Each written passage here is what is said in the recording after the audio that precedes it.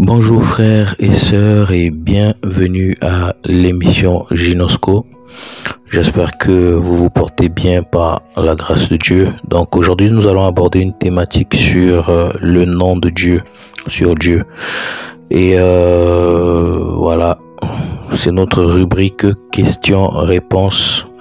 Alors il y a quelques temps, il y a des frères qui m'ont posé une question, notamment une maman d'abord qui m'a posé une question, ensuite d'autres personnes qui m'ont posé des questions sur le nom de Dieu. Voilà. Un jour, une maman m'appelle et elle est un peu en détresse, elle est un peu mal à l'aise.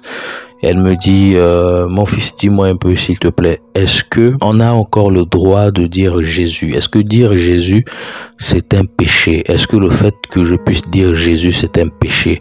Ou est-ce que le fait que je puisse dire Dieu, c'est un péché?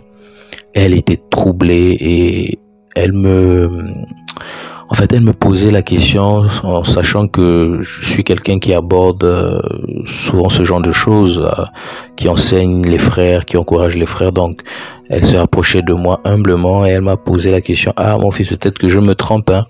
J'aimerais savoir, voilà, que tu me dises un peu ce que tu penses par rapport à ça. Est-ce que c'est mauvais de dire Jésus ou Dieu?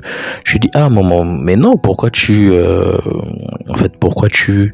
me pose cette question? Elle me dit non, en fait j'ai rencontré une sœur un jour en marchant et on a discuté, on a échangé, et dès que j'ai seulement dit par la grâce de Dieu, où on a discuté, Jésus est sorti, la sœur s'est fâchée, elle s'est fâchée. Non, on ne dit pas Dieu, non, on ne dit plus Jésus, qui t'a dit qu'on dit encore Dieu, on dit encore Jésus?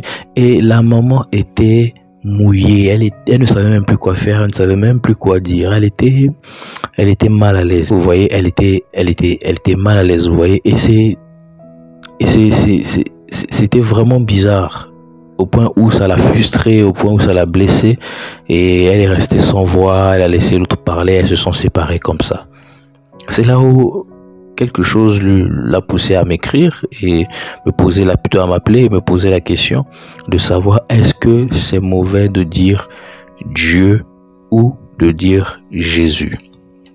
Voilà. Et aujourd'hui, c'est une thématique qui fatigue beaucoup d'enfants du Seigneur. C'est quelque chose qui embête les frères et sœurs. Voilà, tout ça c'est en fonction des enseignements que les uns et les autres reçoivent, d'accord, dans leur assemblée dite église. Voilà, donc on va essayer de partager un peu dessus. Est-ce que c'est mauvais de dire Jésus? Est-ce que c'est mauvais de dire Dieu? Est-ce que nous devons dire Dieu ou est-ce que nous ne devons pas dire Dieu? Est-ce que nous devons dire Elohim ou est-ce que nous ne devons pas dire Elohim? Quel est le bon terme en ce qui concerne le Dieu véritable, le Dieu d'Israël? Quel est le thème véritable? Qu'est-ce que nous devons employer dans nos différentes assemblées? Alors, nous allons simplement repartir dans l'histoire parce que nous sommes des personnes qui sont nées il n'y a pas très longtemps et le monde existe bien avant nous.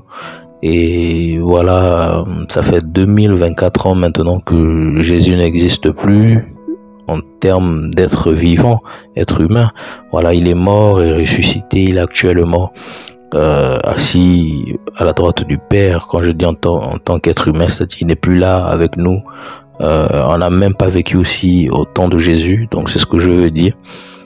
Toutefois, il peut nous apparaître en tant qu'être humain, il est Dieu, il fait ce qu'il veut. Et on va repartir dans l'histoire parce que c'est important. On va d'abord prendre un passage de la parole. C'est un passage que j'aime énormément parce que au travers de ce passage, on est éclairé sur beaucoup de choses. Et nous sommes dans l'évangile de Luc. L'évangile de Luc au chapitre 1.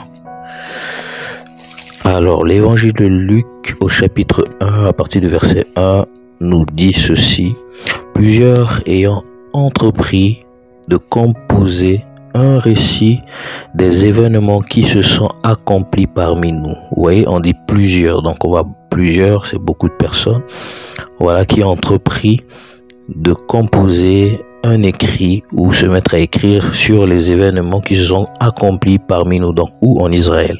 Vous voyez, donc c'est l'apôtre Luc qui parle, suivant ce que nous ont transmis ceux qui ont été des témoins oculaires dès le commencement et sont devenus des ministres de la parole.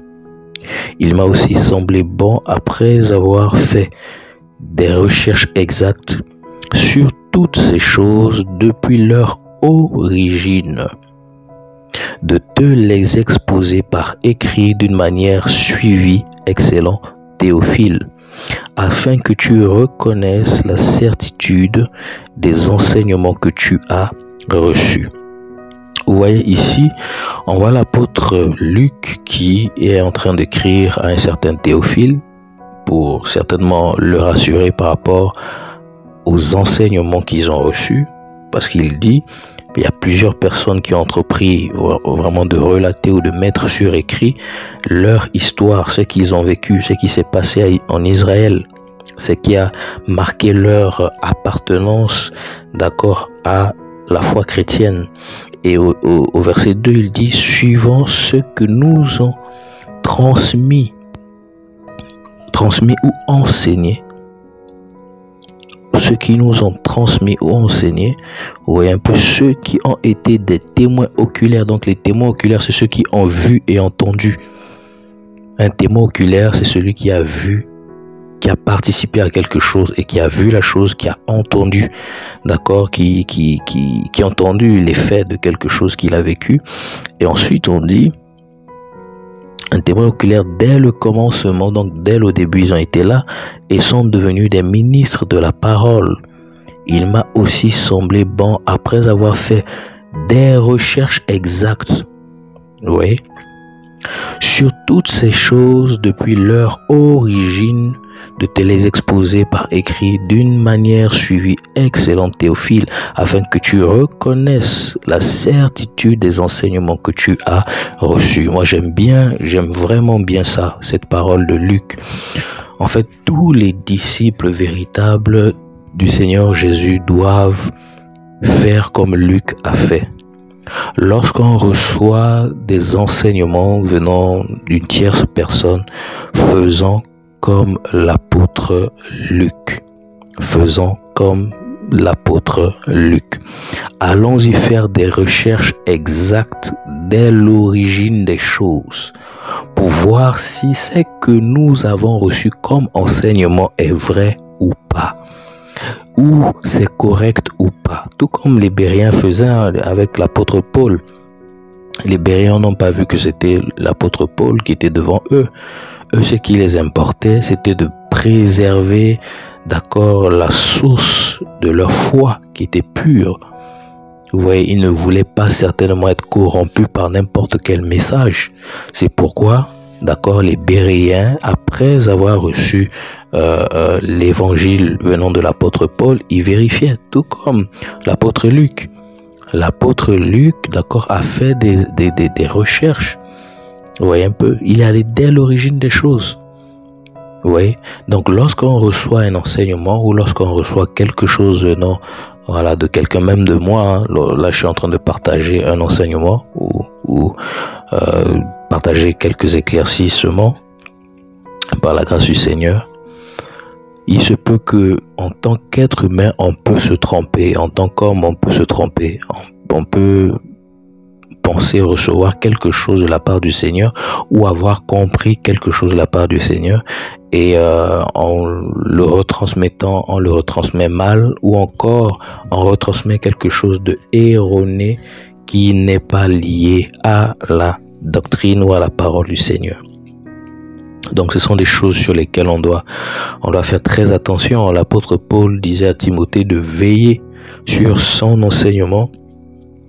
D'accord, sur son enseignement, l'enseignement qu'il donne aux autres, il doit veiller, il doit faire attention, d'accord, sur ce à quoi il retransmet aux autres. Et je pense que aujourd'hui beaucoup de gens se posent cette question. si on doit dire le nom de Jésus ou pas, quel est le véritable nom de Jésus, c'est quoi le nom de Dieu. Il y a beaucoup de questions, vous voyez un peu, et ça me rappelle un peu lorsque j'étais petit, tout petit, je me posais la question à moi-même, hein. Peut-être que je posais la question aussi aux plus grands, je ne m'en souviens plus, je m'en souviens mais vaguement. Et je me souviens poser des questions aux gens et demander, mais qui a créé Dieu? Ouais, un peu. Et si on me disait qui a créé Dieu, j'allais poser la question, mais qui a créé celui qui a créé Dieu? Et ça n'allait jamais terminer. Vous voyez un peu? Donc pour comprendre un peu l'origine de Dieu, parce que dans ma tête, je voulais cerner Dieu, je voulais cerner qui est Dieu.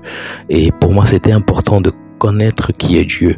Et moi-même, je me posais la question étant petit, je savais déjà que Dieu existait, voilà, en tout petit, vers l'âge de 6, 7, 8 ans. Et à partir de 8 ans, lorsque je suivais les 7-8 ans, je suivais les films de Jésus. Et à la fin, les films de Jésus, des acteurs que vous connaissez, et à la fin, à chaque fois je pleurais et je répétais à chaque fois les prières de conversion. Tout petit, personne ne me disait de le faire, hein.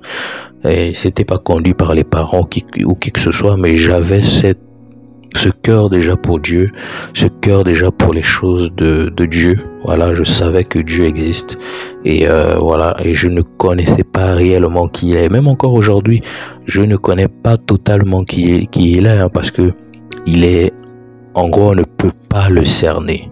Là, je donne déjà un élément de réponse par rapport à la thématique. En gros, Dieu, on ne peut pas le cerner. Ce qui fait en sorte que beaucoup de personnes qui ont cherché à comprendre Dieu, qui est Dieu, c'est quoi le nom de Dieu, comment est-ce que, voilà, ont fini par tomber dans beaucoup de choses parce que leur pensée était de cerner Dieu. Et aucun homme ne peut cerner Dieu et on va le voir. Alors, on va aller tout simplement dans l'origine des choses. On va aller dans Google et puis on va essayer de regarder un peu, voilà, les noms des divinités, le nom de Dieu. On va taper l'origine, voilà, l'origine du nom de Dieu. Voilà, donc dans wikipedia.org, il est dit ceci: Dieu, entité divine, être suprême et objet principal de la foi monothéiste. Monothéiste, quand on parle de mono, on parle de un. Et quand on parle de poly, on parle de plusieurs. Donc ici, ça doit déjà nous tiquer. Lorsqu'on parle du Dieu de la foi, principalement de la foi monothéiste, ça doit déjà nous tiquer. Pourquoi on spécifie monothéiste? Donc on voit un Dieu unique. Ça déjà, ça doit vous tiquer. Et ensuite, on dit pour les articles homonymes, voire Dieu. Donc ça aussi c'est important. C'est-à-dire que c'est quoi? Qu'est-ce qu'on donne comme homonyme au nom de Dieu? Voilà. Et ensuite on dit divin. Qu'est-ce qu'on donne comme homonyme en ce qui concerne le nom divin? Et ensuite on dit cet article traite de Dieu, nom propre avec une majuscule. C'est intéressant ce qui est écrit là. On dit nom propre avec une majuscule. Pourquoi ils écrivent avec une majuscule? C'est qu'il y a une raison. Pourquoi on met principalement l'objet principal de la foi monothéiste? Pourquoi on spécifie ça? C'est qu'il y a une raison. Et je reviens à la lecture. On dit pour le concept de Dieu, voilà, Dieu maintenant change avec petit d. On dit nom commun. Donc lorsqu'on parle de nom propre avec une majuscule, c'est qu'ils veulent faire référence à quelque chose de spécial. Et ensuite on dit pour le concept de Dieu, nom commun. Donc nom commun, on met petit d. Vous comprenez? Donc là déjà ça doit nous interpeller. On continue la lecture. Voir l'article divinité. Le présent article traite principalement du Dieu unique monothéisme et de la réflexion philosophique des articles spécifiques concernant le Dieu unique du judaïsme. Donc on parle de Yahweh, Elohim, du christianisme Trinité chrétienne. Déjà pour les véritables chrétiens qui lisent vraiment la parole, la Trinité n'est écrite nullement dans la Bible. Et on dit de l'islam Allah, et dit du zoroastrisme, voilà, Ahura Mazda, entre autres. Donc on voit un peu les religions qui parlent du Dieu monothéiste, donc du Dieu unique. Voilà. Et ensuite, on nous donne la définition maintenant à part entière du nom Dieu. Alors, du Dieu, hérité du latin Deus, lui-même issu d'une racine indo-européenne, Deos, divinité, de la base, voilà, Dei, qui parle de lueur, briller, prononciation, donc désigne un être ou une force suprême structurant l'univers. Il s'agit selon les croyances soit d'une personne, soit d'un concept philosophique ou religieux, principe fondateur dans les religions monothéistes. Dieu est l'être suprême, unique, transcendant, universel, créateur de toutes choses, doté d'une perfection absolue, constituant le principe de salut. Voilà, de salut pour l'humanité et qui se révèle dans le déroulement de l'histoire comme entité philosophique. Dieu est le principe d'explication et d'unité de l'univers. D'accord? Et on continue. L'existence réelle d'un être suprême et les implications politiques, philosophiques, nanani, nanana.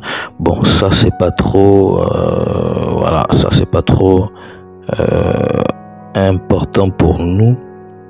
Voilà, ça c'est pas trop important pour nous. Donc, ce qu'il faut comprendre déjà, c'est que on nous parle de deux choses très très importantes. Dans les recherches que j'ai faites, le Seigneur a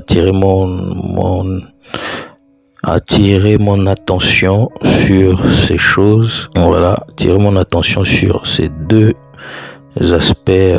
Donc Deus en question fait allusion à Zeus, d'accord, et également à, parce que quand on parle de Deus, ça fait allusion, voilà, Deus, lieu issu des racines, donc ça parle en gros de Zeus, d'accord. Donc il y a ce côté où on nous parle de Zeus, d'accord, qui est une divinité avec petit d, et ensuite on nous parle du Dieu monothéiste. Donc on va faire la différence entre le grand D et le petit d. Donc le grand D avec majuscule nous parle en fait de Yahweh, nous parle en fait de Elohim, nous parle en fait du Dieu monothéiste. Et c'est quoi monothéiste? Voilà, on va un peu taper puis voir monothéiste. Alors monothéisme nous parle de type de pensée ayant la croyance en un seul Dieu unique, donc avec grand D. Un monothéisme du grec monos, donc par le seul, unique, d'accord. Donc on voit avec un grand D, et théos avec petit d qui parle de Dieu. Donc on nous montre en fait deux dieux différents. Vous comprenez un peu, parce que lorsqu'on fait des recherches sur le nom de Dieu, ne prenons pas simplement ce qu'on voit, ce qui est écrit. Oui, l'origine c'est Deus, il nous parle de Zeus, mais vérifiez les petits signes. Lorsqu'ils écrivent par exemple Dieu, ils mettent ce Dieu là avec grand D pour quelle raison, ils mettent l'autre Dieu avec petit d pour quelle raison. Donc moi ça attire mon attention et j'essaie de comprendre. Et lorsqu'on va dans monothéiste, effectivement monothéiste aussi attire mon attention. Voilà, parce qu'il y a certaines définitions qui nous parlent de Deus, de Zeus. Et pour ceux qui ne lisent pas plus bas, vous n'allez pas vous rendre compte qu'on parle d'un Dieu monothéiste aussi. On parle d'un Dieu unique et on dit le Dieu des Juifs. Vous voyez un peu? Donc ils font allusion au Dieu unique. Vous comprenez? Donc pour ceux qui ont essayé d'expliquer le nom de Dieu, ils ont essayé de nous faire comprendre une différence, qu'il y a un Dieu avec grand D, que certains parle du Dieu unique, créateur du ciel et de la terre, et un autre petit Dieu avec petit d, d'accord, qui fait partie d'autres divinités, donc dont Deus, donc Zeus en question, vous comprenez. Et ensuite on nous dit, voilà, on est dans la définition monothéisme, d'accord. Donc on va mono, seul, unique. Théos, qui effectivement est Théos, qui nous parle de Dieu, petit d, est une religion qui affirme l'existence d'un Dieu transcendant, unique, omnipotent, omniscient et omniprésent. Donc ça, c'est le Dieu des Juifs, omnipotent, omniprésent et omniscient. Vous voyez un peu, c'est ce que nous dit notre parole, hein, la Bible. Hein, lorsqu'on regarde la Bible, on nous parle, voilà, de Dieu de la Bible comme étant déjà Dieu unique, il n'y a pas un autre Dieu en dehors de lui, omnipotent, omniscient et omniprésent. Vous voyez, c'est notamment le cas des... Donc c'est notamment, voilà, je disais, c'est notamment c'est notamment le cas des religions abrahamiques, judaïsme, christianisme et islam. Voilà. D'autres religions ou croyances monothéistes ont vu le jour, comme le zoroastrisme, le culte d'Aton, le sikhisme. Alors, voilà, on parle encore à la suite. En effet, les polythéistes, donc là vous voyez, on dit mono et poly. Polythéistes croient en plusieurs divinités, tandis que pour les panthéistes, Dieu est immanent et non transcendant. Les athées, eux, on nie simplement l'existence. Voilà. Donc on peut se rendre compte ici que dans la définition de Dieu, d'accord, Dieu en question, la façon dont les gens ont voulu expliquer Dieu, d'accord, on nous parle de déjà Dieu avec un grand D et un Dieu avec un petit d. Donc Dieu avec grand D, pour ceux qui essayent d'expliquer, hein, en présentant le fait qu'il y a un Dieu monothéisme, notamment un Dieu unique, voilà, et dans ça, il y a des religions qui parlent de Dieu unique, et dans le Dieu unique, on parle de la religion plutôt de la religion abrahamique, donc ça parle des Juifs, donc ceux qui croient au nom du Dieu véritable, Dieu d'Abraham, d'Isaac et de Jacob. Donc il essaie en fait de ressortir que ce Dieu, d'accord, dont on parle en général, Dieu, ce n'est pas forcément Deus, ce n'est pas forcément Zeus, bien que la racine sort la racine est tirée de Deus en grec, d'accord, qui nous parle de Zeus, mais dans les explications, on se rend compte en fait que les explications que les hommes ou les personnes qui ont fait ces recherches essaient de faire ressortir, c'est que dans le terme Dieu, c'est un terme générique, en fait Dieu c'est un terme générique, donc qui englobe plusieurs divinités. En fait pour l'être humain, son explication n'est pas assez forte pour décrire la divinité suprême. C'est pourquoi ils ont essayé d'expliquer, d'accord, le nom du Dieu véritable.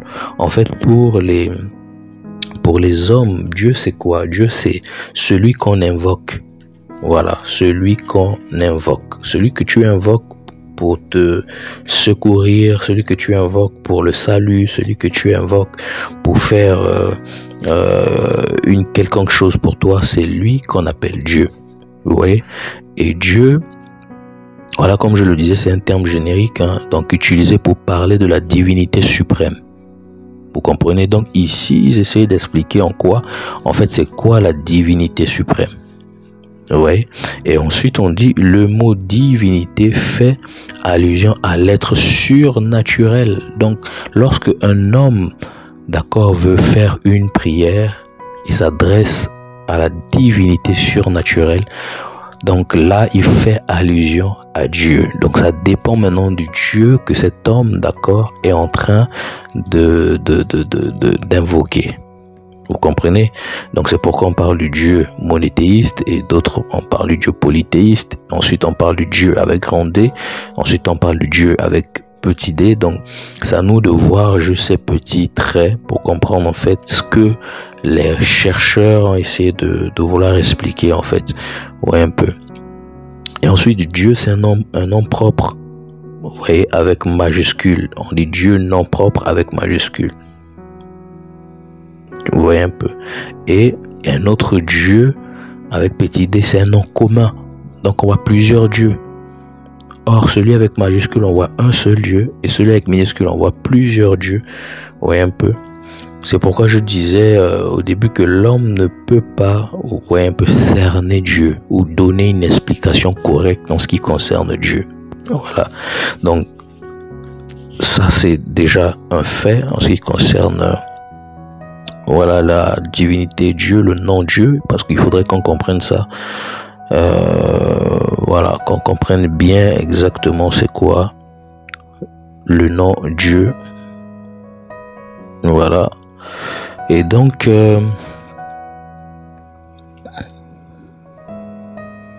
l'homme est en train de vouloir expliquer l'existence réelle d'un être suprême, vous voyez, au-dessus de toute chose, donc au-dessus de la politique, de la philosophie, des choses scientifiques, des choses sociales, psychologiques, etc. Vous voyez un peu. Donc l'homme essaie d'expliquer en fait son vécu, ce qu'il vit tout le temps, sa découverte en fait de Dieu, de l'être suprême. En gros, c'est ça Dieu. Dieu, c'est l'être suprême. Vous comprenez? Pour les Grecs, l'être suprême, c'est Zeus. Pour les Romains, l'être suprême, c'est Jupiter. Vous voyez, pour les chrétiens, l'être suprême, d'accord, c'est le tétragramme, c'est Yahweh. Vous comprenez un peu? Pour les musulmans, l'être suprême, c'est Allah. Donc, tout dépend de celui qui invoque. Donc, c'est-à-dire, tout dépend de l'homme qui invoque la divinité suprême. Ouais, qui est appelé Dieu. D'accord? Et ensuite, ce qu'on doit comprendre, c'est que Dieu, ou encore un Dieu, lorsqu'on parle de un Dieu, hein, ou une divinité, un Dieu, donc avec petit d, ou une divinité, est un être surnaturel dont l'existence est supposée dans de nombreuses religions. Donc Dieu avec majuscule est l'entité divine unique de certaines religions monothéistes. Vous voyez un peu, mono, donc ceux qui croient en un seul Dieu. Vous voyez un peu, notamment les 3 grandes religions abrahamiques. Donc ça, on en a déjà parlé, mais c'est pas grave, on va continuer de lire. Et ensuite, parmi ces religions monothéistes, le christianisme reconnaît un Dieu unique en 3 personnes. Ces 3 hypostases sont respectivement appelées Dieu le Père, le Fils, ou plus rarement Dieu le Fils et l'Esprit Saint, ou Saint-Esprit. Voilà, donc pour nous qui lisons la parole et qui faisons des recherches un peu plus poussées par la grâce du Seigneur, on reconnaît en fait qu'il n'y a pas 3 dieux, il n'y a pas Dieu le Père, Dieu le Fils et Dieu le Saint-Esprit. Et c'est même pas écrit dans la Bible.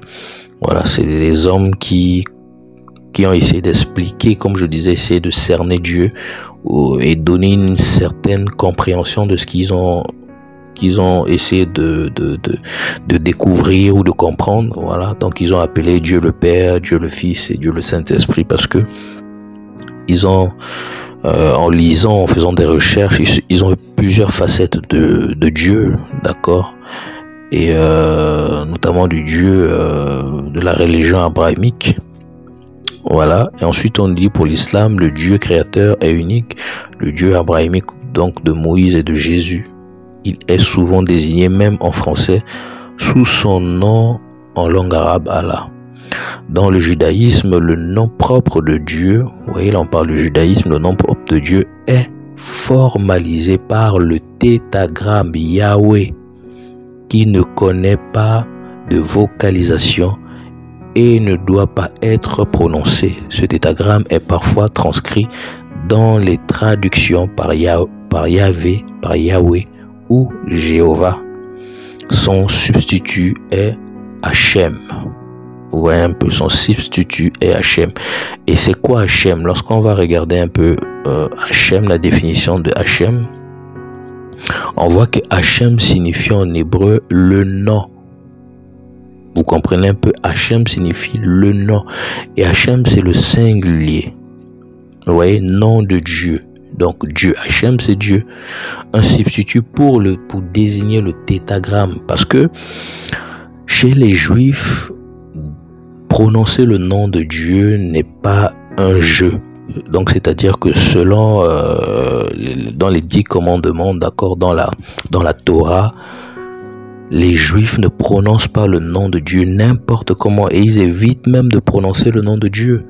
Vous voyez, donc le Yahweh, le tétragramme, le véritable nom de Dieu, du Dieu des Juifs, c'est les 4 lettres, le tétragramme Yahweh. C'est ça le véritable nom, d'accord, du Dieu des Juifs. Si on veut vraiment prononcer ou appeler, d'accord, ou se rassurer qu'on est vraiment dans la bonne prononciation, ou qu'on doit dire aux hommes quel est le véritable nom de Dieu, d'accord, du Dieu d'Abraham, d'Isaac et de Jacob, c'est Yahweh.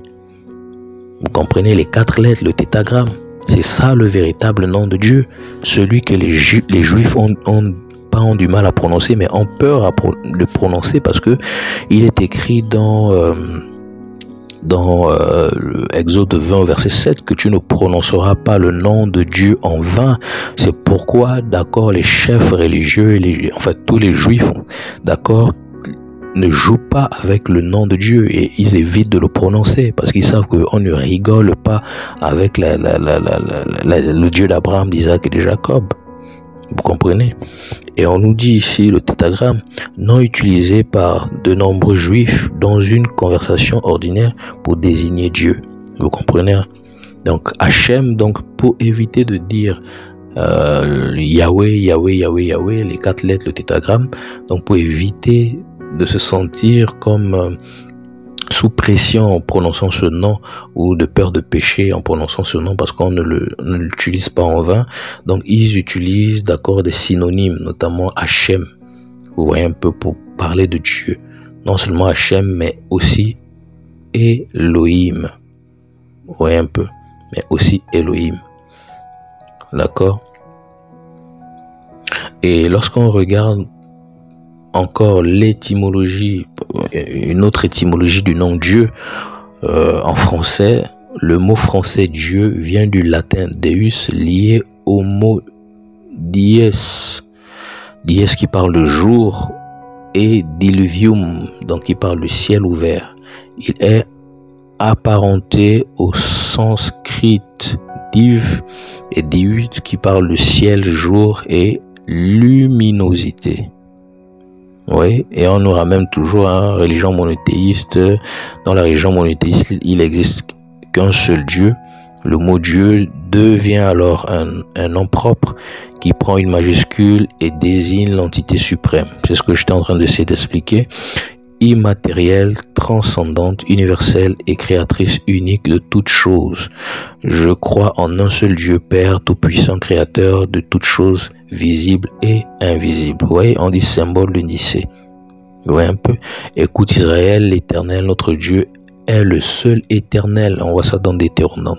Vous voyez, donc, lorsqu'on parle de Dieu avec grand D, donc du Dieu monothéiste, parce que lorsqu'on vous arrêtez simplement à la définition de Deus, vous voyez Zeus, vous dites que non, là c'est une divinité païenne, oui, parce que le terme grec, d'accord, est tiré de Deus, ça nous parle de Zeus, d'accord, cette divinité païenne, mais également pas seulement Zeus, mais ça nous parle aussi d'autres divinités.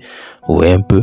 Donc on nous parle du Dieu monothéiste et on nous parle aussi du Dieu petit d dont Zeus en fait partie, d'accord, du Dieu comment on appelle, du Dieu polythéiste, voilà, des dieux polythéistes ou du Dieu polythéiste, voilà. Et lorsqu'on va par exemple dans divinité, c'est quoi divinité? Divinité nous parle d'être surnaturel. Oui. Cet article concerne du concept de divinité pour Dieu, nom propre, dont les monothéistes voient Dieu, pour les articles anonymes voire déité et déesse. Donc on dit une divinité, une déesse ou un Dieu. Vous voyez comment Dieu écrit petit d au féminin, déesse est un être supranaturel objet de déférence dans différentes religions. Le mot divinité est également utilisé pour désigner l'essence de ces mêmes entités. On parle de plusieurs entités, ouais, ou la qualité de quelque chose de suprême ou divin. Vous voyez un peu? Donc là, on parle de plusieurs. Donc avec petit d. Et religion polythéiste. Les religions polythéistes envisagent l'existence de divinités, donc Dieu ou déité. Vous voyez un peu, qui entretiennent entre elles des relations plus ou moins structurées et dont des influences sur le monde des mortels sont variées. Donc ici, comme je le disais, les religions polythéistes en fait nous parlent de plusieurs divinités, donc les dieux avec le petit d. D'accord? Et pour encore pousser nos recherches, je suis encore allé chercher une autre étymologie. Toujours, j'étais en train de creuser de plus en plus pour voir un peu d'autres étymologies. On nous dit ici nom de Dieu dans le judaïsme, donc étymologie, étymologie et désignation. Donc on dit Dieu signifie nom de Dieu dans le judaïsme et nom de Dieu en islam. Bon, ce qui nous intéresse le judaïsme, alors le mot Dieu vient du latin Deus. Bon, là ils ont mis un petit D, lui-même issu de la racine indo-européenne Dei brillé, qui élargit en Deo et en Deu, sert à désigner le ciel lumineux en tant que divinité ainsi que les êtres célestes par opposition aux êtres terrestres, les hommes. Étroitement lié à cette notion de lumière, c'est la plus ancienne dénomination indo-européenne de la divinité qui se trouve dans le nom du dieu grec. Vous comprenez? On reprend encore. On dit étroitement lié à cette notion de lumière, c'est la plus ancienne dénomination indo-européenne de la divinité qui se retrouve dans le nom du dieu grec Zeus, dans le génitif est Dios. Donc vous voyez un peu quand on dit Dios en espagnol, voilà, donc c'est ce qu'on appelle Zeus, c'est tiré de Zeus.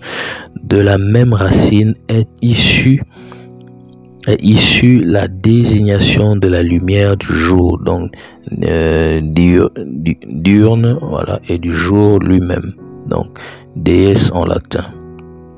Ensuite on nous dit dans la langue française, parce que là moi je parle en français, on nous dit quoi? Le mot est attesté dès le tout premier texte français, les sermons de Strasbourg en 842, sous les formes Deo au cas régime et Deus au cas sujet. Dans ce texte, le terme désigne avec une majuscule. La divinité du Dieu monothéiste chrétien. Vous comprenez? Donc on fait la différence maintenant. On vous dit que lorsque vous voyez Dieu avec grand D, ça nous parle du Dieu monothéiste chrétien, donc du Dieu unique. On trouve ensuite Déu et Dieu au 6e siècle, plutôt au 11e siècle et au 12e siècle. Il indique également une divinité du polythéisme à partir du 12e siècle. Considéré comme un nom propre, le nom Dieu prend alors une majuscule, ainsi que les métonymies ou les pronoms qui s'y substituent, les termes qui désignent Dieu dans les langages. Vous voyez un peu? Oui. Et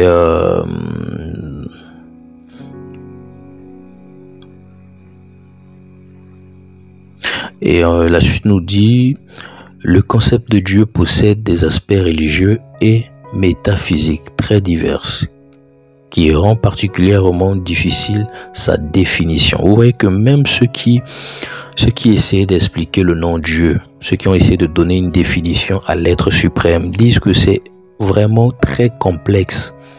Vous voyez un peu, le concept Dieu possède des aspects religieux et métaphysiques très divers. En fait, c'est vraiment très divers. Il y a ceux qui vont vous dire oui, on parle de la divinité grecque, parce que on parle de Deus, c'est tiré de ce terme.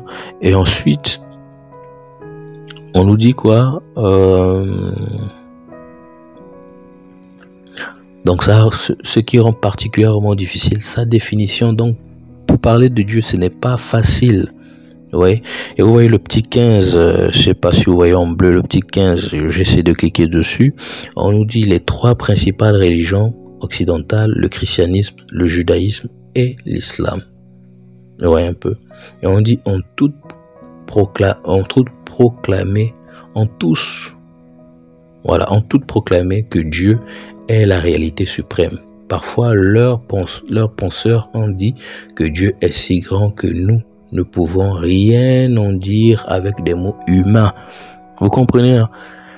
Dieu est tellement grand qu'on ne peut rien dire avec des mots humains. On ne peut pas essayer de le définir, donner une définition sur Dieu. C'est pourquoi ils ont donné un terme générique pour englober Zeus, pour englober toutes les divinités. Et ils ont essayé d'expliquer la particularité de chacun, de ceux qui invoquent la divinité suprême. Vous comprenez? Chez les chrétiens qui ont le dieu monothéiste, pour eux là-bas, c'est le tétragramme, les 4 lettres. Vous voyez un peu. Maintenant, chez d'autres divinités, notamment chez les Grecs, c'est Zeus. Notamment chez les Romains, c'est Jupiter. Notamment chez d'autres religions polythéistes, il y a d'autres appellations. Vous comprenez? Donc, ils ont essayé d'expliquer c'est quoi le nom Dieu. Et ensuite, vous allez comprendre quelque chose de très important. On dit, certains auteurs estimant même que Dieu est si grand qu'il échappe à toute tentative de définition par des mots humains. C'est en particulier le cas de ceux qui s'inscrivent dans une approche apophatique. Ainsi, par exemple, Jean Scott Erigen a pu écrire « Nous ne savons pas ce qu'est Dieu. Dieu lui-même ignore ce qu'il est parce qu'il n'est pas quelque chose. » Vous comprenez? Donc, c'est une manière de dire que pour essayer d'expliquer Dieu, on va dire tellement de choses que ça va être assez compliqué de pouvoir le décrire, qui il est réellement, ou donner une définition exacte, d'accord, sur Dieu. Donc, voilà un peu ce qui concerne Dieu. Donc, en ce qui concerne Dieu, c'est pour dire que c'est un terme générique qui parle en fait de plusieurs divinités. Dans ce terme générique, ça englobe toutes les divinités. Ouais. Et ils ont essayé de dissocier chaque divinité, d'accord, qui essaie de parler du Dieu suprême. Vous voyez un peu, notamment les juifs, les chrétiens, voilà ce qu'ils disent. Le Dieu suprême pour eux, c'est un Dieu unique. Et nous, on sait qui est notre Dieu unique. Ouais, donc chacun essaie de se référer en fonction de la définition que les hommes ont essayé de donner à l'être suprême. Vous comprenez? Et ensuite, on nous dit quoi? On nous dit ceci. On est maintenant sur l'origine de Elohim. Voilà, l'origine de Elohim. C'est vraiment important d'avoir vraiment l'origine de Elohim. Alors, l'étymologie de Elohim. Elohim nous parle Elohim est tiré de l'hébreu ancien qui parle de Dieu. Et Dieu avec petit d et avec x à la fin. Donc, on voit plusieurs dieux. Vous voyez un peu? Ou encore Elohim. Donc, on voit le pluriel de Eloah, qui veut parler de Dieu, souvent considéré comme une forme élargie de El, donc Dieu, d'où El. Il peut se traduire par Dieu des dieux. Vous comprenez, le Dieu des dieux. Vous comprenez, hein? Le Dieu des dieux. Donc on voit Elohim, prononciation masculine, donc un des noms utilisés pour Dieu en écriture hébreu dans la Bible et utilisé pour le Père par les Mormons. Alors on va encore dans une autre définition d'Elohim, toujours dans Wikipédia. On dit le nom Elohim, nom de Dieu dans la Bible. Voilà. Le nom Elohim de l'hébreu Elohim est un terme qu'on traduit généralement par Dieu. Vous comprenez? Donc vous voyez que Elohim est traduit généralement par Dieu. Donc Dieu, de quel Dieu? Il s'agit du Dieu monothéiste. Vous voyez? Au singulier ou au pluriel. Donc Elohim est traduit au singulier et Elohim aussi est traduit au pluriel. Donc ça veut dire quoi? Elohim est synonyme, d'accord, de Dieu. Donc c'est la même racine. Vous comprenez quand je dis la même racine, c'est-à-dire que dans Elohim, on fait allusion à Zeus, parce qu'on parle des Elohim. Il y a plusieurs divinités dans Elohim. D'accord? Parce que Elohim nous parle du singulier et Elohim nous parle du pluriel. D'accord? Si on parle du singulier, on parle du Dieu monothéiste, donc du Dieu unique, le Dieu des Juifs, le Dieu d'Abraham, d'Isaac et de Jacob, le tétragramme, les 4 lettres. Et lorsqu'on voit le pluriel, on parle de Zeus, on parle de Jupiter, on parle de Athéna, on parle de toutes les autres divinités. Vous comprenez? Donc Elohim aussi, c'est un terme générique pour parler de la divinité suprême. Vous comprenez? Et on nous dit ici, donc Dieu au singulier ou au pluriel dans la Torah, Bible hébraïque. Vous voyez, donc dans la Torah, on parle lorsqu'on utilise le terme Elohim, ça veut faire référence à Dieu, qui parle du Dieu monothéiste, donc du Dieu unique, qui parle aussi du Dieu polythéiste, donc du Dieu de plusieurs divinités. Vous comprenez?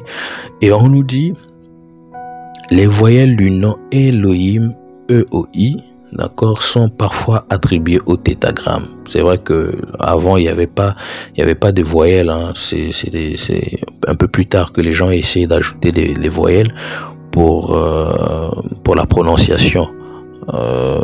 Surtout au niveau de qu'est-ce que je dis? Surtout, je voulais dire plutôt au niveau de Yahweh. Au niveau de Yahweh, du tétragramme les quatre lettres, voilà. Donc pour la prononciation, les gens ont ajouté des voyelles pour donner Yahweh, voilà, pour que ça soit facile à prononcer. Mais sinon, les voyelles du nom Elohim, E-O-I, sont parfois attribuées au tétragramme, voilà, c'est ce que je disais. Donc Yahweh, dans le texte masorétique, moins souvent toutefois que celle du nom Adonai. Dans la tradition juive, le choix du nom Elohim insiste sur l'idée de puissance de Dieu. Voilà. Donc, ça insiste sur le thème de nom puissance de Dieu. Alors, Elohim est une forme longue basée sur la racine El. Vous comprenez? El signifiant Dieu, toujours Zeus. Donc, Deus qui nous donne Zeus. Dans les langues sémitiques, elle est rapprochée de l'akkadien Ilu, de l'araméen Ela et de l'arabe Ila. Grammatiquement, la forme Elohim se termine par la marque du pluriel him. Vous voyez un peu, donc lorsqu'on voit him, on voit que c'est le pluriel. Dans plusieurs occurrences de la Bible, Elohim correspond effectivement à une forme plurielle pour désigner des dieux. Vous comprenez? Ou ceux qui viennent du ciel, voilà. Et Dieu ou ceux qui viennent du ciel. Elle peut être précédée de l'article défini, les dieux, et être accompagnée d'un verbe ou d'un adjectif ou pluriel. La forme Elohim peut aussi s'appliquer à un Dieu individuel, vous voyez, et pas uniquement lorsqu'il s'agit du Dieu d'Israël. Ainsi, le Dieu Kemosh est l'Elohim de Moab, alors qu'Astarté est l'Elohim des Sidoniens. Il est aussi employé pour désigner un être surnaturel, une forme de divinité mineure telle qu'un fantôme. La forme Elohim est cependant le plus souvent utilisée pour désigner le Dieu d'Israël avec plus de 2000 occurrences dans la Bible hébraïque. On lui adjoint souvent l'article défini Ha-Elohim, c'est-à-dire le vrai Dieu, lorsqu'il est appliqué au Dieu d'Israël. Elohim est généralement traité comme un nom singulier, parfois il est pourtant construit avec un verbe au pluriel, notamment dans l'expression Elohim, Hahim, Dieu vivant. L'usage de la forme plurielle pour désigner le Dieu d'Israël est expliqué de différentes façons. Il peut s'agir d'une manière de marquer l'idée d'abstraction, de la même manière que Zekunim de Zakin âgé désigne la vieillesse. Cet usage pourrait aussi marquer une forme de pluriel de majesté ou d'excellence, ou une forme d'intensification et d'absolutisation, Elohim étant alors le Dieu des dieux. Note supplémentaire, Elohim est un terme plus largement employé que la seule désignation d'une divinité. Par exemple, elle est utilisée pour désigner des rois dans l'Ancien Testament, mais aussi des anges ou bien des hommes à qui la parole de Dieu fut adressée. Dans la Genèse, Elohim est plus fréquent que Yahweh, 139 occurrences contre 178,167 contre 143 si on compte les mots composés. Elohim préside en particulier à la création du monde. En revanche, dans les quatre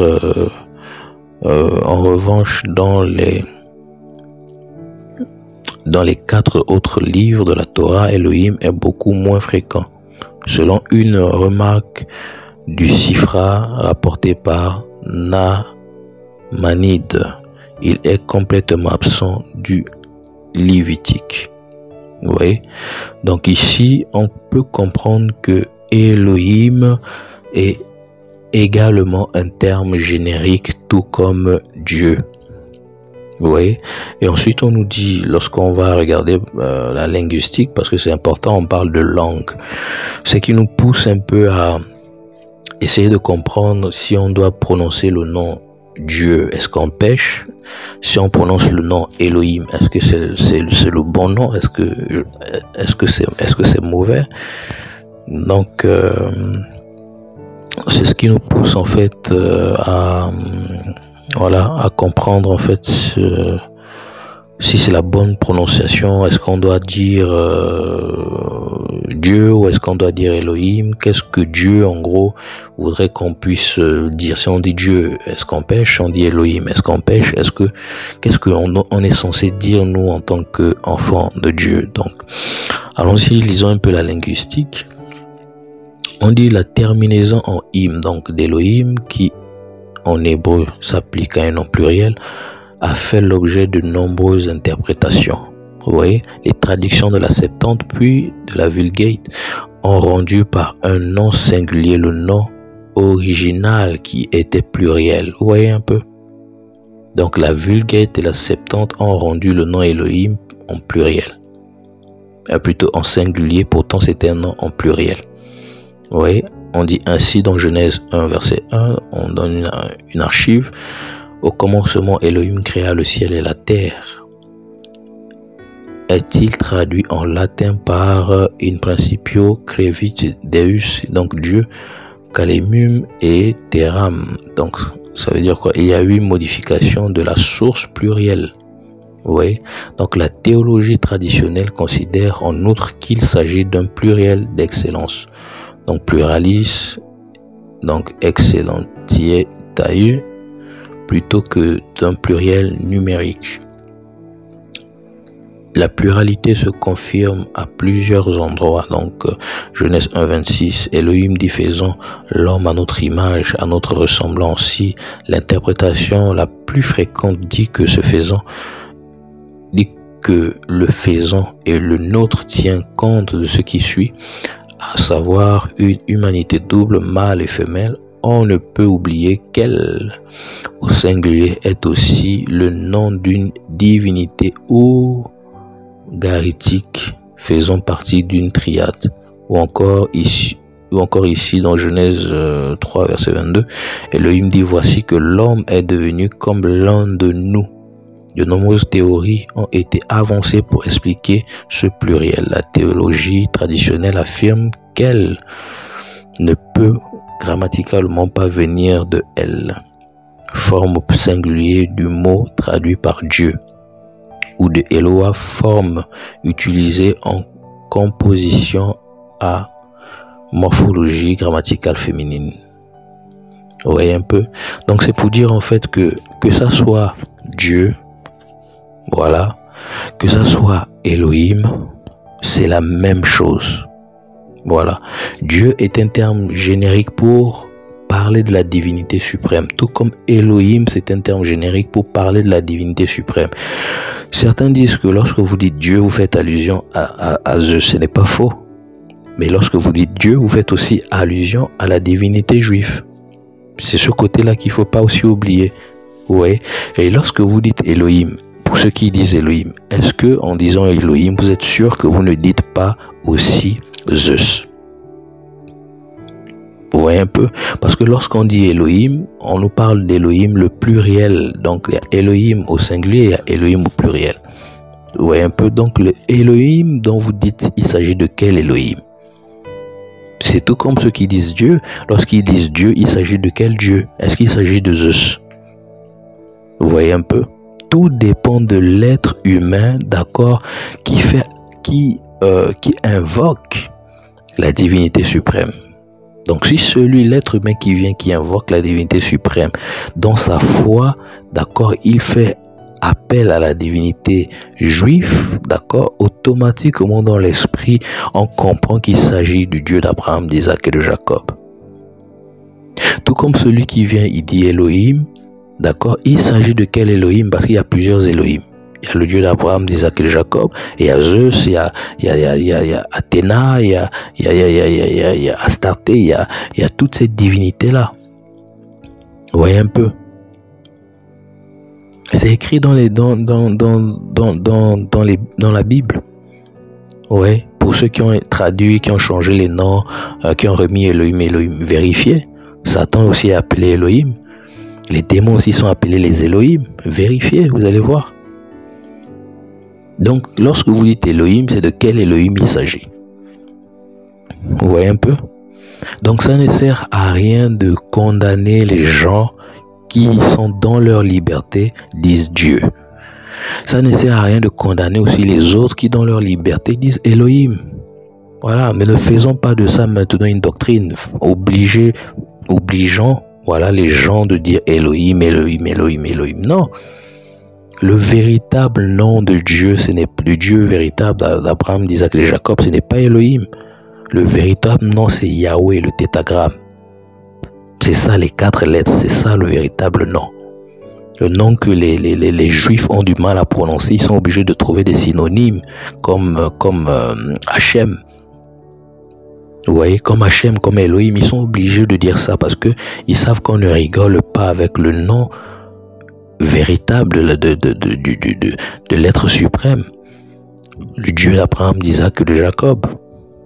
Vous voyez?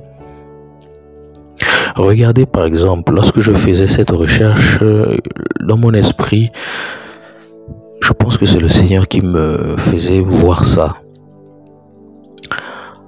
Lorsque Jésus est mort à la croix, il y a eu une inscription qui a été écrite sur sa croix que Hérode a fait, plutôt Pilate a fait. Oui. Et c'était écrit en 3 langues. C'était écrit en araméen, c'était plutôt écrit en hébreu, c'était écrit en grec et c'était écrit en latin. Donc les trois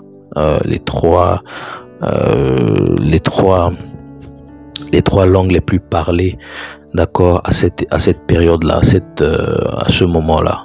Voilà, c'était la langue, l'hébreu c'était la langue que tous les juifs parlaient.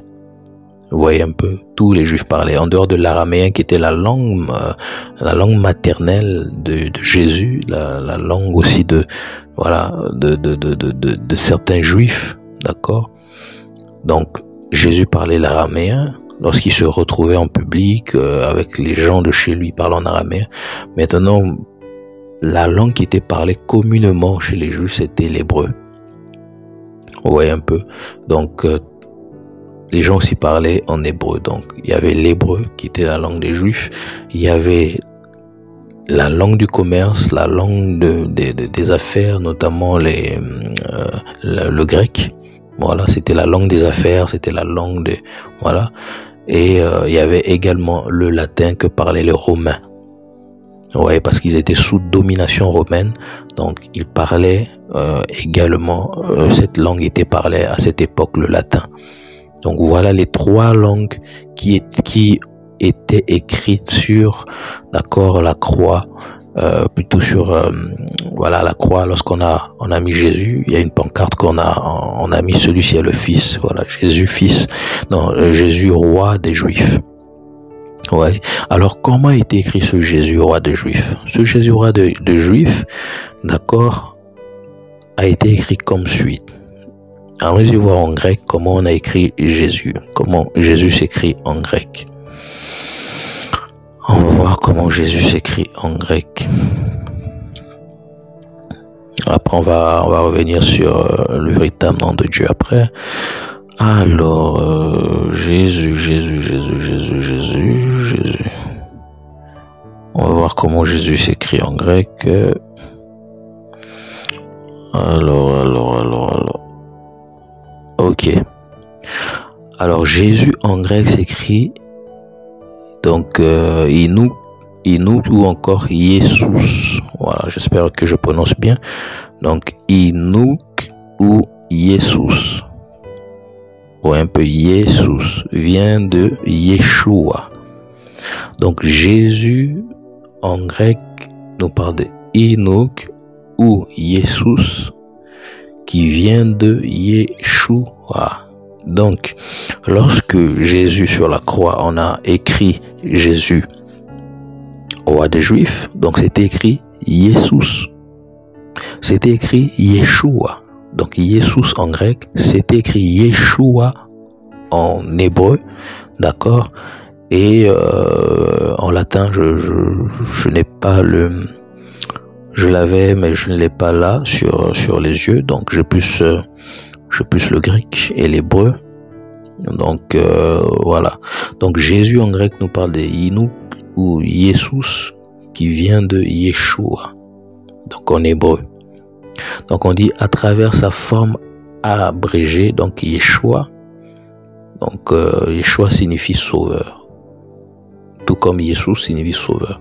Et Yeshua est un nom théophore. Théophore qui veut dire voilà, théo qui parle de Dieu et fort qui parle de voilà, signifie Dieu, voilà, Dieu sauve. Voilà, Dieu. Théophore. En fait, ça veut dire Dieu. Voilà, Dieu porte. Voilà, Dieu porte. Le nom Théophore veut dire Dieu porte. Donc qui signifie Dieu. Ouais, un peu. Donc Yeshua est un nom Théophore qui signifie Dieu. Voilà, donc Dieu porte. Donc Yahweh. Ouais, donc Dieu, on nous met ici Yahweh, sauve. Donc Yahweh sauve ou encore Dieu sauve. En français, c'est Dieu sauve. Oui. Donc la Septante rédigée en grec utilise également le nom Jesus. Oui. Même chez nous, dans certaines langues vernaculaires au Gabon, on nous parle de Yesu. On nous parle de Yesu. Yesu. Certains, c'est Yesu. Oui, un peu. Et d'autres pour dire Dieu c'est Nzambe, ou d'autres c'est Nzame, d'autres c'est Ndjami. Voilà, donc c'est vraiment voilà, ça dépend des langues. Et ensuite on nous dit ici pour désigner Josué, la Septante rédige en grec utilise également le nom de Yeshua pour désigner Josué, voilà, lieutenant et successeur de Moïse. Le nom était généralement prononcé Yeshua, mais vraisemblablement Yeshua dans la prononciation galiléenne. Vous voyez un peu, non? Jésus est un nom courant dans la Palestine, donc un nom courant dans la Palestine, donc comme on a l'habitude de dire, c'est un nom qui est connu, voilà, que les gens avaient déjà au 1er siècle. Il est le 6e nom masculin le plus fréquent à cette époque. Il est par exemple attesté par Jésus ben Sira, l'auteur du Siracide, pour un fils d'Éliézer dans l'évangile selon Luc, ou encore pour Barabbas, le chef de guerre libéré par Ponce Pilate, selon certaines versions de l'évangile selon Matthieu. L'historien juif Flavius Joseph mentionne 20 individus prénommés de la sorte, dont une dizaine à l'époque de Jésus de Nazareth. Dans le Nouveau Testament, Jésus est qualifié plusieurs fois en grec de Nazoraïos, donc Nazoréen. Ce terme est discuté et peut venir de l'hébreu qui signifie celui qui observe la loi ou celui qui se consacre à Dieu. Voilà, consacré à Dieu. Alors, quoi d'autre encore? Donc, vous voyez un peu comment les traductions, en fait, la traduction du nom de Jésus, au fil de temps, a changé, en fait. Ça a commencé par Yeshua, qui est le nom de l'origine même. Le nom original même, c'est Yeshua. Donc, le nom originel même, c'est Yeshua. Donc, le nom hébreu, c'est Yeshua. Maintenant, comme il y a d'autres langues, comme je vous ai parlé de la mort de Jésus, sur la pancarte, il y avait écrit 3 langues.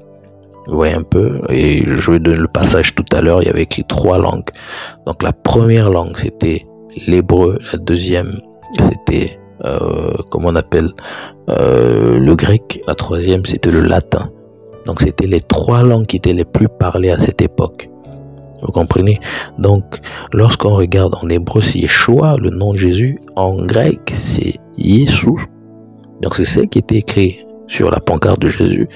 Et ensuite, en latin, d'accord, il y avait également sa prononciation. Donc, ensuite, le nom de Jésus apparaît comment? Parce que les gens disent le nom de Dieu, ce n'est pas le nom de Jésus, ce n'est pas, en fait, le nom de Jésus, ce n'est pas Jésus. Voilà, c'est ce qu'il faut dire. Le nom de Dieu, voilà, ce n'est pas Jésus. Voilà, donc, beaucoup de personnes le disent maintenant. Mais lorsque on fait vraiment les recherches, on se rend compte qu'au fil des années, d'accord, il y a eu des transformations. Pour ceux qui ont fait la traduction, d'accord. Donc, on est quitté de Yeshua. Yeshua, c'est comment on va dire, en hébreu.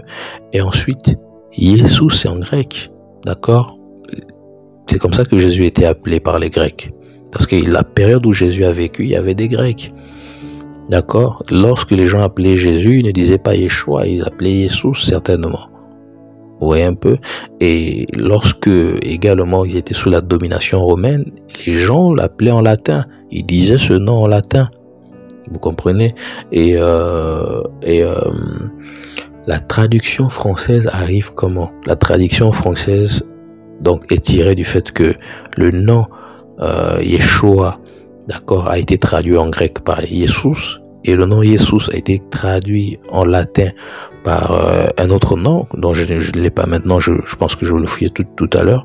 Et ensuite, cet autre nom a tiré Jésus et est sorti Jésus. De cet autre nom, Jésus est sorti. Vous voyez? Et il est vrai que la lettre J n'existait pas à la période de Jésus, mais au fil des temps, pour la prononciation française, d'accord, certaines personnes ont jugé mieux de mettre la lettre J pour que la prononciation soit plus simple pour voilà, ceux qui parlent la langue française. C'est pourquoi aujourd'hui, on dit Jésus au lieu de Yeshua, au lieu de Jesus, au lieu de l'autre nom, comment on appelle, de l'autre nom latin. Vous voyez un peu. Donc, en appelant Jésus, est-ce que les gens pêchent?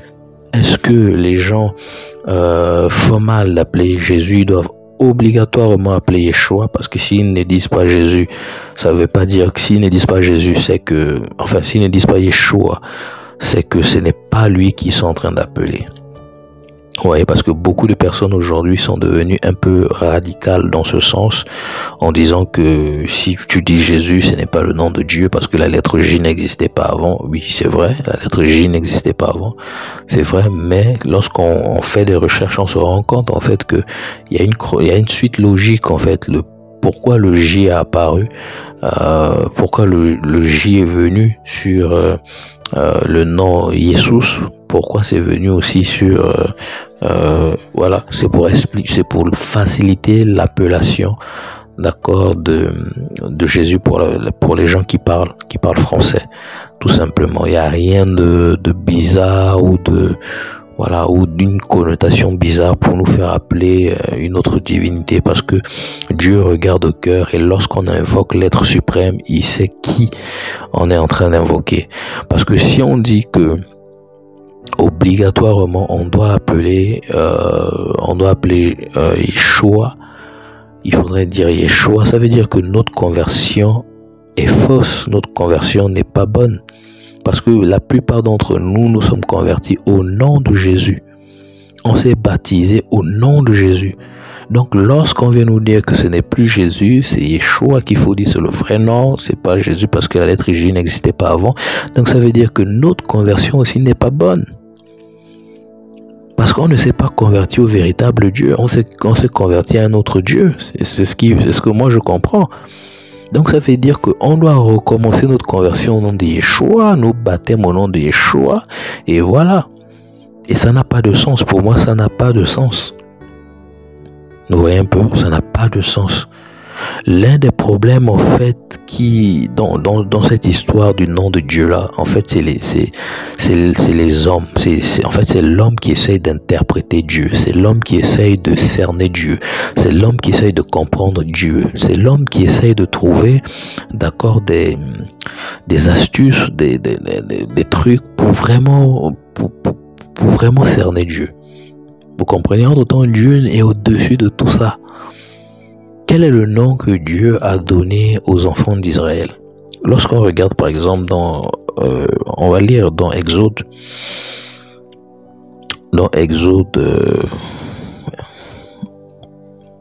parce qu'il faudrait vraiment qu'on comprenne ça, quoi. Quel est le nom que Dieu a donné aux enfants d'Israël lorsqu'il a apparu à Moïse? Donc Exode chapitre 3, à partir du verset 13, il dit: Moïse dit à Dieu: J'irai donc vers les enfants d'Israël, et je leur dirai: Le Dieu de vos pères m'envoie vers vous. Mais s'ils me demandent, voilà, quel est son nom, que répondrai-je? Vous voyez un peu ce que Moïse dit? Moïse a voulu connaître le nom de Dieu. Dieu dit à Moïse: Je suis celui qui suis. Et il ajouta: C'est ainsi que tu répondras aux enfants d'Israël. Celui qui s'appelle Je suis m'a envoyé vers vous.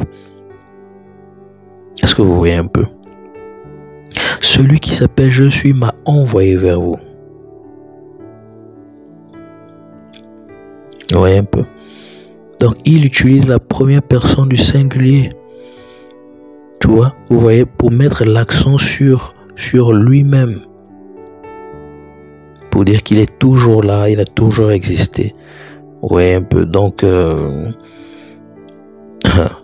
c'est pour dire en fait que... Et il dit au verset 15, lisant: Dieu dit encore à Moïse: Tu parleras aux enfants, ainsi aux enfants d'Israël: L'Éternel, le Dieu de vos pères, le Dieu d'Abraham, d'Isaac, le Dieu d'Abraham, le Dieu d'Isaac et le Dieu de Jacob m'envoie vers vous. Voilà mon nom pour l'éternité. Voilà mon nom de génération en génération. Vous voyez un peu? Donc voilà les enfants d'Israël qui ont cherché à connaître quel est le nom de Dieu. Vous voyez, il a simplement parlé en disant le Dieu de tes pères. Voilà, je suis le Dieu de vos pères, le Dieu d'Abraham, le Dieu d'Isaac et le Dieu de Jacob, en parlant du Dieu de, voilà, le Dieu de leur père. Voilà, le Dieu de leur père, pour qu'ils se rappellent, voilà, des alliances qu'il y a eu avec Abraham, des alliances qu'il y a eu avec Isaac, des alliances qu'il y a eu avec Jacob. Donc le Dieu de ces alliances-là, qui a traité alliance avec vos pères, c'est moi. Vous voyez un peu. Donc il n'est pas venu en tant que Elohim, c'est moi Elohim, il n'est pas venu en tant que je ne sais pas, c'est moi Dieu, il n'a pas donné vraiment un nom, vous voyez, quelconque. C'est les hommes, d'accord, en faisant des recherches, en essayant de comprendre, en essayant, c'est des hommes qui ont sorti certains noms. Vous voyez, dans Dieu pour essayer d'expliquer la divinité suprême, dans Elohim pour essayer, voilà, d'exprimer la divinité suprême. Vous voyez un peu. Voilà. Mais là, le réel nom de Dieu, c'est le tétragramme, les 4 lettres. Ça a une signification profonde. Et lorsque les gens qui ont étudié le tétragramme, lorsqu'ils expliquent ces choses, vous comprenez effectivement la profondeur de ce nom. C'est pourquoi les Juifs ne rigolent pas avec le nom du tétragramme. Ils sont obligés de prendre des synonymes, Hachem, Elohim, toutes ces choses-là, Sabaoth, toutes ces choses que vous connaissez. Vous voyez un peu. Donc, si un homme dit Dieu, il ne pêche en rien. Si un autre dit Elohim, il ne pêche en rien. Qu'on ne mette pas la pression aux gens pour dire que il faut forcément dire Elohim, Elohim, Elohim. Parce que si tu dis Dieu, c'est Zeus. Vous voyez un peu. Si tu dis Elohim, c'est le bon Dieu, c'est faux. Bien aimé, ça c'est faux. Vous avez pu voir que c'est faux, parce que si vous dites Elohim, c'est de quel Elohim il s'agit, parce qu'il y a plusieurs Elohim. Vous voyez un peu la confusion. C'est pourquoi je vois certaines personnes, lorsqu'ils disent Elohim, ils mettent en parenthèse Dieu, mais ça n'a pas de sens. Pourquoi vous mettez encore en parenthèse Dieu? Lorsqu'on met en parenthèse Dieu, si vous estimez que Dieu c'est Zeus, vous êtes en train de dire que Elohim c'est Zeus. Elohim en parenthèse Zeus, ça n'a pas de sens, puisque Dieu c'est Zeus. Vous comprenez un peu?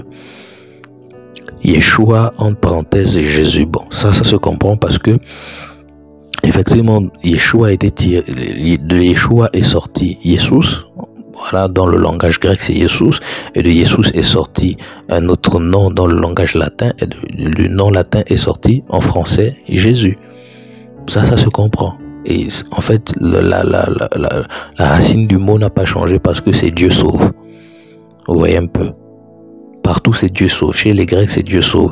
Chez les Latins, le latin c'est Dieu sauve. En français c'est Dieu sauve. En hébreu c'est Dieu sauve. Ça n'a pas changé. Vous voyez un peu? Tout comme Elohim, Elohim nous parle de la divinité suprême. Tout comme Dieu, Dieu nous parle aussi de la divinité suprême. Ça ne change pas. C'est la même chose. Vous voyez un peu? Donc depuis que dans ta conversion, tu as dit Jésus, Jésus, Jésus, Jésus, Jésus, mais les choses sont toujours passées. Tu as chassé les démons au nom de Jésus, ils sont partis. Tu t'es converti au nom de Jésus.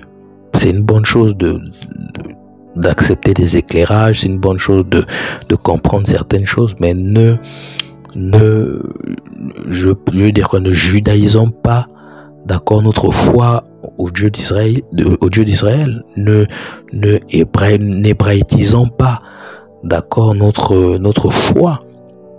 Parce qu'on veut judaïser notre foi, on veut hébraïtiser notre foi. C'est pas ça l'évangile. On n'hébraïtise pas la foi, on ne judaïse pas la foi. On ne cherche pas à emmener les gens à devenir des je sais pas. C'est que Dieu veut, ce qui plaît à Dieu, c'est notre foi. C'est pas le fait qu'on sache que c'est, voilà, qu'on l'appelle, je sais pas, Elohim ou quoi, ou qu'on donne un nom. Non. Voilà, parce que lui-même il dit, il s'appelle Je suis. Il n'a pas donné un nom clair aux Juifs, en dehors du fait qu'il y a une mission quand Jésus est arrivé. Là, il a donné un nom Jésus. Ouais, et c'était pas le seul nom. Il y avait déjà beaucoup de Jésus dans cette période-là. Oui, mais là, il y a eu des distinctions. Les hommes ont mis Jésus de Nazareth pour faire la distinction avec les autres Jésus. Oui.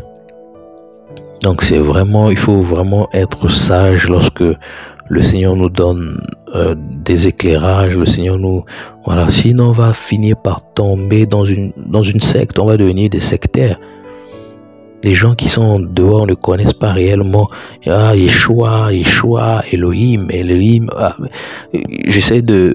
Ça me rappelle même une maman qui essayait de m'expliquer ça à une période. Elle me dit, non, papa, le nom de Dieu. Je dis, mais maman, je sens qu'on entend parler au téléphone, mais la maman a du mal à dire Elohim, a du mal à dire... Je dis, mais maman, dis Jésus, tu ne pêches pas. Non, mon fils, tu sais, la lettre J n'existait pas à telle époque. Elle a commencé à vouloir m'enseigner. Dans mon cœur, j'ai rigolé. Je disais, waouh, voilà des gens qui sont touchés par l'idolâtrie, les adeptes. On vous fait rentrer, Dieu vous sort de prison pour que vous soyez libre. On vous fait rentrer dans une autre prison. Vous n'êtes plus libre, les gens ne sont plus libres. Dire Elohim, mais vous n'êtes plus libre. Il faut se sentir libre dans le Seigneur.